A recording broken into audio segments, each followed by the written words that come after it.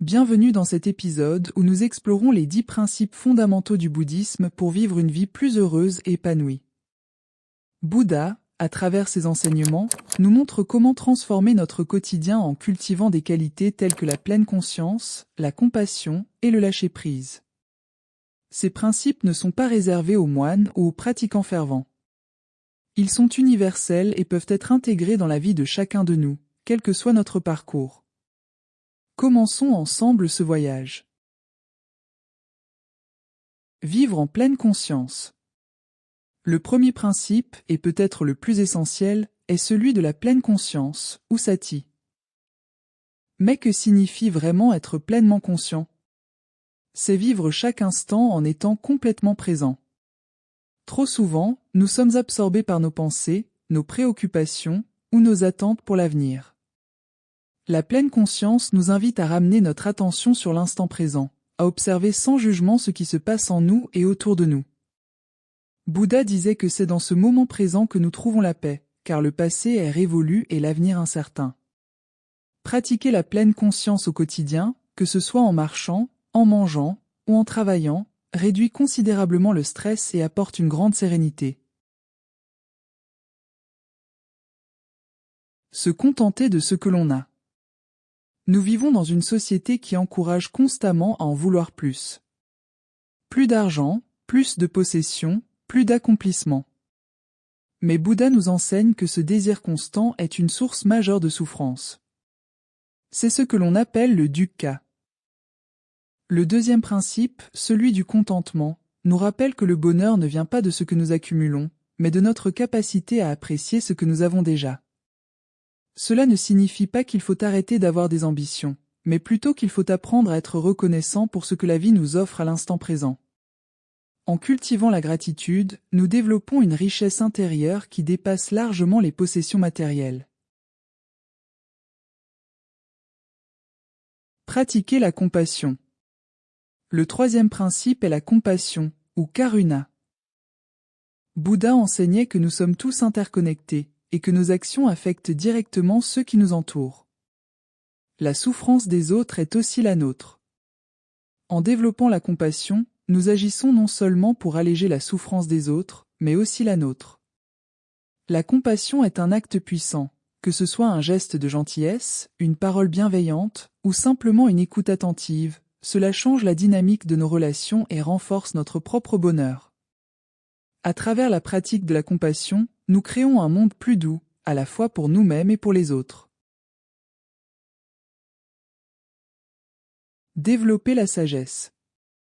La sagesse, ou prajna, est au cœur des enseignements du Bouddha. Mais qu'est-ce que la sagesse bouddhiste? Elle repose sur deux grandes vérités, l'impermanence et l'interdépendance. Tout change, rien ne reste identique, et tout dans l'univers est connecté. En comprenant cela, nous cessons de nous attacher aux choses qui, de toute façon, sont destinées à changer ou à disparaître. Cette prise de conscience nous libère de beaucoup de souffrances inutiles. Développer la sagesse, c'est aussi comprendre que nos actions ont des conséquences et que la véritable connaissance vient de l'expérience directe, et non de la simple théorie. C'est une clé essentielle pour vivre avec plus de paix et de clarté. Garder l'équanimité.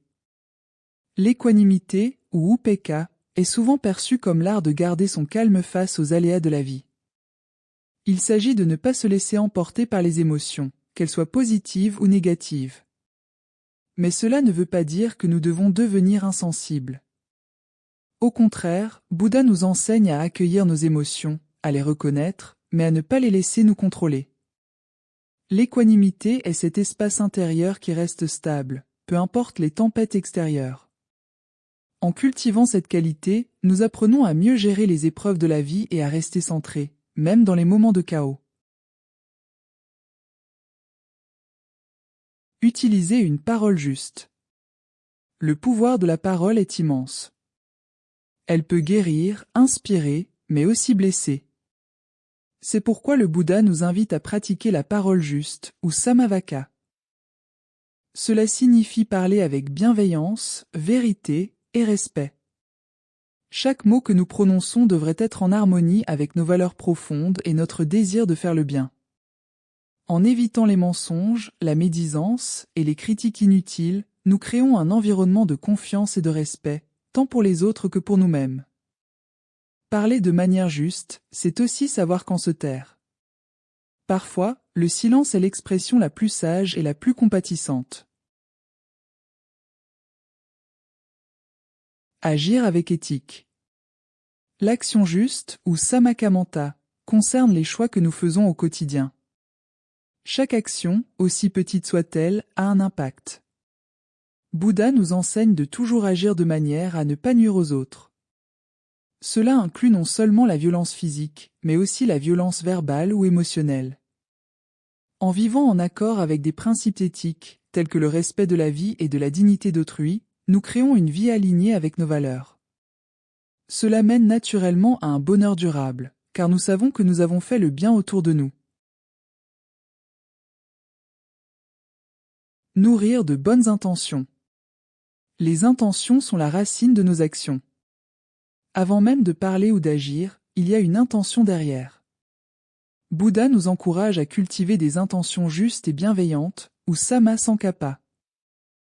Cela signifie que nous devons orienter notre esprit vers des pensées d'amour, de compassion et de non-attachement.